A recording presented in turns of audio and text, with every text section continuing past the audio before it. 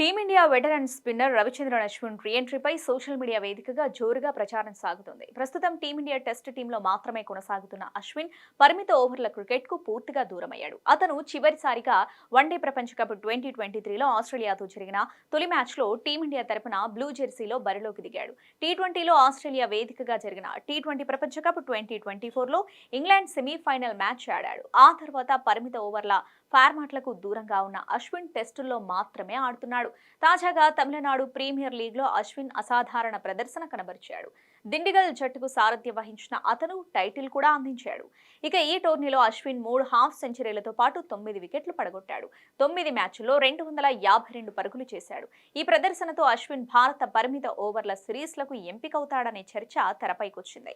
ప్రస్తుత head coach Gautam Gambhir గతంలో ఓ ఇంటర్వ్యూలో అశ్విన్ కు తగిన గుర్తింపు రాలేదన్నాడు. అంతేకాకుండా విదేశీ పర్యటనలో అశ్విన్ కు అనుభవం ఉన్న నేపథ్యంలో అతన్ని మళ్లీ పరిమిత ఓవర్ల సిరీస్లకు ఎంపిక చేసే అవకాశాలున్నాయి. ముఖ్యంగా పాకిస్తాన్లో జరిగే ఛాంపియన్స్ ట్రోఫీకి అశ్విన్ ను ఎంపిక చేయవచ్చు.